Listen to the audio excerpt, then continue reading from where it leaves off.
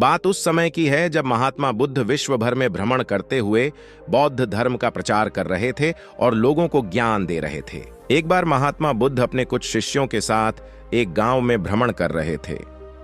उन दिनों कोई वाहन नहीं हुआ करते थे, सो लोग पैदल ही मीलों की यात्रा करते थे। ऐसे ही गांव में घूमते हुए काफी देर हो गई थी। बुद्ध जी को काफी प्यास लगी थी। उन्होंने अपने एक शिष्य को गांव से पानी लाने की आज्ञा दी। जब वह शिष्य गांव में अंदर गया तो उसने देखा वहां एक नदी थी जहां बहुत सारे लोग कपड़े धो रहे थे। कुछ लोग नहा रहे थे तो नदी का पानी काफी गंदा सा दिख रहा था। शिष्य को लगा कि गुरु जी के लिए ऐसा गंदा पानी ले जाना ठीक नहीं होगा। ये सोचकर वह वापस आ गया।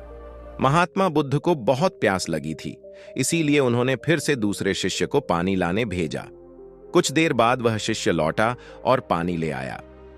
महात्मा बुद्ध ने शिष्य से पूछा कि नदी का पानी तो गंदा था, फिर तुम साफ पानी कैसे ले आए?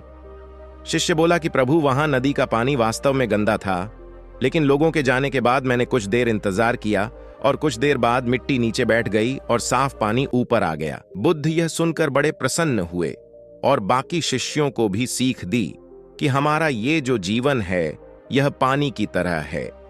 जब तक हमारे कर्म अच्छे हैं तब तक सब कुछ शुद्ध है, लेकिन जीवन में कई बार दुख और समस्या भी आते हैं जिससे जीवन रूपी पानी गंदा लगने लगता है।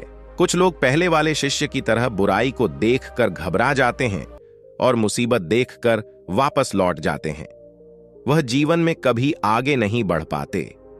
वहीं दूसरी ओर कुछ लोग जो धैर्यशील होते हैं वो व्याकुल नहीं होते और कुछ समय बाद गंदगी रूपी समस्याएं और दुख खुद ही खत्म हो जाते हैं।